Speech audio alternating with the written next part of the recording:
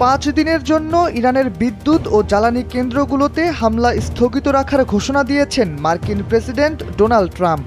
সোমবার সামাজিক যোগাযোগ মাধ্যম ট্রুথ সোশ্যালে দেওয়া এক পোস্টে তিনি লিখেছেন, মধ্যপ্রাচ্যে চলা সামরিক উত্তেজনার সম্পূর্ণ ও চূড়ান্ত সমাধানের বিষয়ে গত দুদিন ইরান ও যুক্তরাষ্ট্রের মধ্যে বেশ ফলপ্রসূ আলোচনা হয়েছে।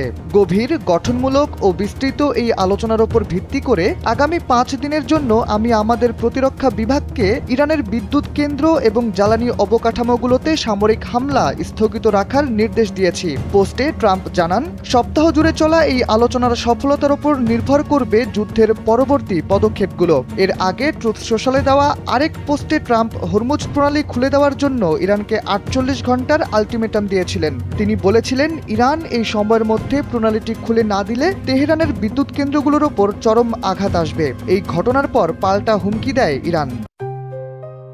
জেবিএস হোল্ডিংস লিমিটেড দেশটি জানায়, তেহরানের বিদ্যুৎ কেন্দ্রের উপর হামলা হলে মধ্যপ্রাচ্যের জ্বালানি তেলের স্থাপনাগুলোর উপর পাল্টা হামলা চালানো হবে। দুই দেশের এমন মুখোমুখি অবস্থানের পর বিশ্ববাজারে হুট করে বেড়ে যায় জ্বালানি তেলের দাম। মার্কিন অপরিশোধিত জ্বালানি তেল ওয়েস্ট টেক্সাস ইন্টারমিডিয়েটের মে মাসের সরবরাহের দাম বাড়ে 1.8% ও নর্থ সি ব্রেন্ট ক্রুডের মে মাসের সরবরাহের দাম গিয়ে ঠেকে $13.44।